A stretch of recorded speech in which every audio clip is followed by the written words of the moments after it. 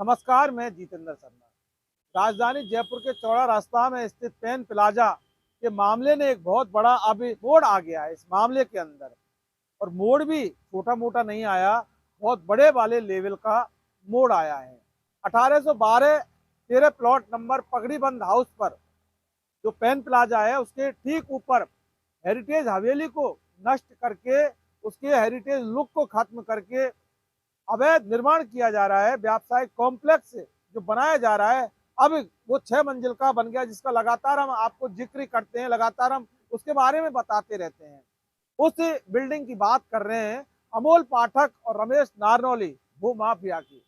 नियमों के विरुद्ध अवैध रूप से लगातार निर्माण किया जा रहा है, लेकिन ना वो भजनलाल सरकार को दिखता, ना वो दिया कुमारी उप मुख्यमंत्री को दिखता, और नगर निगम और के अफसर उनको देखने का सवाल पैदा ही नहीं होता, क्योंकि वो वहीं होके निकलते हैं। तो ऐसे में अब एंट्री होती है एक पड़ोसी की। आम जन से प्रार्थना की जाती है। वो प्रार्थना क्या है वो बताएंगे आपको, स्क्रीन पर भी ये दिखाएंगे कि किस तरह से वो 6 मंजिल का जो नवनिर्माण व्यावसायिक कॉम्प्लेक्स बिना पिल्लर के, यानी कि कोई भी बिल्डिंग जब बनती है तो जमीन से लगता हुआ पिल्लर होता है जिस पर बिल्डिंग खड़ी होती है, लेकिन यहाँ कोई नियम और कोई पिल्लर नहीं, सबको जूते की नोक पर रखकर इस भूमाफिया ने जो बिल्डिंग खड़ी की है, अब आम जन को खतरा पैदा हो गया, उससे खतरा, जान माल का खतरा। मोहनलाल अग्रवाल ने अपील की है, आम जन से प्रार्थना की है, बाकायदा इसका एक पोस्टर भी चस्पा किया गया है।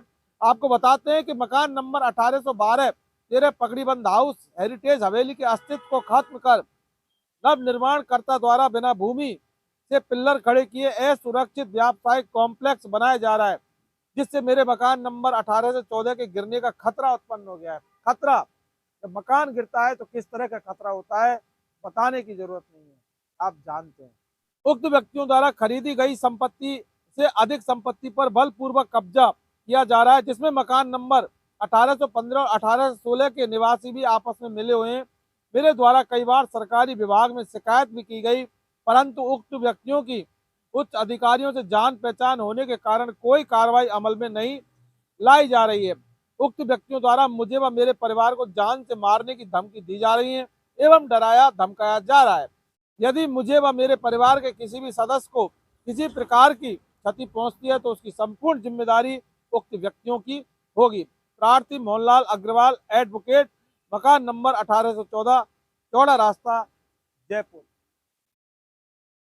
ये नौबत आ चुकी है, या दूसरे शब्दों में कहें कि पेन प्लाजा वाले जो भूमाफिया ने ऐसी नौबत पैदा कर दी कि अब 18 से 14 नंबर वाले जो निवासी हैं, जो मालिक हैं, जो वह रहते हैं, उनको व उनके परिवार को अब खतरा उत्पन्न हो गया। आखिर क्यों कार्रवाई नहीं हो पा रही पेन प्लाजा वाले के ऊपर? क्यों कार्रवाई नहीं हो पा रही रमेश नारनौली के ऊपर? क्यों कार्रवाई नहीं हो पा रही अमोल पाठक के ऊपर? बहुत बड़े रसूखात हैं, बहुत बड़ा जूता ये लोग रखते हैं। यूं कह सकते हैं कि सरकार इनका कुछ भी नहीं कर सकती, ये कुछ भी करते रहे। जयपुर के हेरिटेज लुक को खत्म कर दिया, सवाई जयसिंह की आत्मा को छलनी कर दिया, उनकी वारिस राजकुमारी दिया कुमारी सब कुछ देख रही हैं, लेकिन कार्रवाई करने की हिम्मत नहीं ऐसे लोगों के ऊपर जिन्होंने जयपुर का अस्तित्व खत्म करने में कोई भी कसर नहीं छोड़ रहे। ये आम जन से प्रार्थना वाला जो पोस्टर है, इसको हल्के में नहीं लिया जा सकता, ताकि जान माल का खतरा है। हेरिटेज हवेली को तोड़कर नष्ट करके जिस तरह से सल्तनत इस माफिया ने खड़ी कर दी, उससे पड़ोसी को खतरा होना बिल्कुल लाजमी है।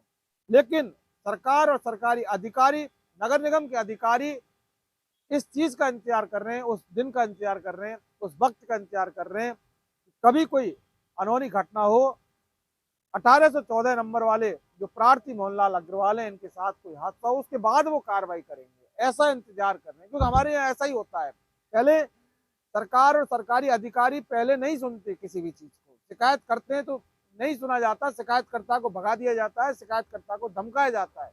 उसके बाद जब हादसा होता है, लोग मर जाते हैं, उसके बाद वो बुलडोजर लेके आते हैं और फिर कार्रवाई कर देते हैं, उसके बाद ही गिराते हैं उस चीज। हालांकि मालवीय नगर में 5 मंजिला इमारत यानी कि जो होटल बन रही थी, उसको गिरा दिया, इसे अपवाद कहा जा सकता है। लेकिन पेन प्लाजा वाले इस भूमाफिया की शिकायत जब लगातार की जा रही है, लेकिन ऐसे में कोई कार्रवाई नहीं की जा रही। हालांकि 2 नोटिस का जिक्र और करना जरूरी होगा। नगर निगम विभाग के ये नोटिस हैं, जबकि इस बिल्डिंग को पूर्व में दिए जा चुके हैं, लेकिन उसके बाद भी देखिए कोई कार्रवाई। नगर निगम के नोटिस आपको बताते हैं, 2 नोटिस, एक 12 मई 2025 का और एक 11 जून 2026 का। लगभग 1 महीने के अंदर में 2 नोटिस दिए गए थे। जून के बाद जुलाई, अगस्त, सितंबर, अक्टूबर, नवंबर, दिसंबर, 6 महीने हो गए। कार्रवाई करना तो दूर की बात है। क्या लिखा है लेटर के अंदर कि बिना इजाजत ये जो निर्माण किया जा रहा है इसको तुरंत बंद करें, लेकिन बंद नहीं किया। लगातार निर्माण किया जा रहा है, छत के ऊपर छत और छत के ऊपर छत। 6 मंजिल का निर्माण पूरा कर लिया है। नगर निगम वालों को हम बता देते हैं, 12 मई 2025 का ये नोटिस है किशनपोल जोन नगर निगम जयपुर का। अंकित अग्रवाल पुत्र रमेश चंद्र अग्रवाल, अभिषेक पाठक पुत्र श्री अमोल पाठक, प्रतीक पाठक पुत्र अजय कुमार पाठक। नोटिस जरिए नोटिस आपको सूचित किया जाता है कि द्वारा मकान पश्चिम दिशा देखने में करीबन 60 बाई 30 वर्ग फुट में बनी पुरानी दुकानों के ऊपर नवनिर्माण की गरज से ईंटों की दीवारें व कॉलम तामीर कराकर प्रथम प्लस द्वितीय फ्लोर में आरसीसी की छावड़ करा ली गई है, जो बिना इजाजत व नियम विरुद्ध है, जिससे हेरिटेज लुक प्रभावित हो रहे। नगर निगम कह रहा है, नगर निगम कह रहा है, ऐसा हम हमारी मर्जी से नहीं कह रहे, नगर निगम का नोटिस कह रहा है। अतः आप द्वारा उक्त भवन दुकान में किए जा रहे बिना इजाजत निर्माण को तुरंत बंद कर देने, उक्त निर्माण कार्य की स्वीकृति स्वामित्व संबंधित दस्तावेज नोटिस प्राप्ति के 3 दिवस में अधो हस्ताक्षरकर्ता को सूचित करें। अंततः आपके विरुद्ध राजस्थान नगर पालिका अधिनियम के तहत कार्रवाई की जाएगी। कोई कार्रवाई नहीं हुई, कुछ भी नहीं हुआ। दूसरा नोटिस फिर था, इसमें कोर्ट के एक आदेश का हवाला देते हुए लिखा है कार्रवाई करने के लिए, लेकिन कोई कार्रवाई नहीं हुई। ये जो 2 नोटिस हैं ये इसी बात की गवाही दे रहे हैं, ये यही बयां कर रहे हैं कि देखिए कि इस भूमाफिया के हौसले कितने बुलंद हैं, जरा सोचिए आप। और हौसले बुलंद वैसे ही नहीं हो जाते, हौसले बुलंद करवाए जाते हैं। मिली भगत के बिना, ये भ्रष्ट जो अधिकारी हैं इनके बिना कोई भी भूमाफिया नहीं पनप सकता। इस माफिया को जो पनपाने में हमारे जयपुर के जो अधिकारी हैं, नगर निगम के अधिकारी प्लस जो सफेद पोष नेता हैं, वो इसको पनपा रहे हैं।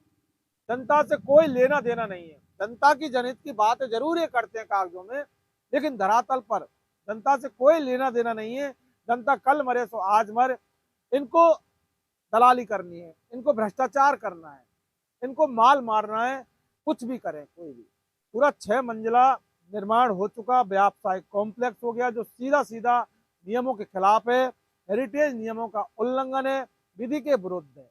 3 शब्दों में इसको बयां किया जा सकता है, चौथे शब्द की कोई भी जरूरत नहीं पड़ती, लेकिन कार्रवाई अभी तक नहीं होती है। ऐसे में पड़ोसी की जान को अब खतरा हो गया। शिकायत करता है, वो खुद कह रहा है इस पोस्टर के अंदर कि शिकायत करते हैं तो फिर मारने की धमकी भी दी जाती है। भजनलाल सरकार 2 साल अपनी उपलब्धियों के बखान कर रही है, ये भी भजनलाल सरकार की उपलब्धि ही है। उपलब्धि के रूप में ही देखा जा सकता है, इसको बिना उपलब्धि के नहीं देखा जा सकता। किस तरह से सरकार बड़े बड़े बात कर रही है, किस तरह से सरकार जनता का जो पैसा है उसको बर्बाद करके होर्डिंग लगा रही है। सरकार विज्ञापन, धुआंधार विज्ञापन दे रही है जनता के पैसे को बर्बाद करके, लेकिन सरकार इस पेन प्लाजा वाले माफिया के ऊपर कार्रवाई नहीं कर रही। भजनलाल सरकार डरती है इससे, माफिया से, ऐसा ही लगता है।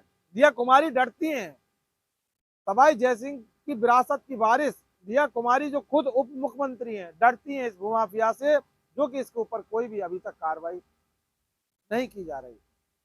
जयपुर का अस्तित्व खतरे में कर दिया इस माफिया ने, लेकिन कोई भी इसके ऊपर कार्रवाई नहीं हुई। कब होगी कब नहीं होगी हम कुछ नहीं कह सकते, लेकिन इतना जरूर है कि पेन प्लाजा वाले, इस माफिया ने जो ये अवैध इमारत खड़ी की है, इससे जान माल का खतरा किसी और को नहीं, लेकिन पड़ोसी को जरूर होगा। नमस्कार।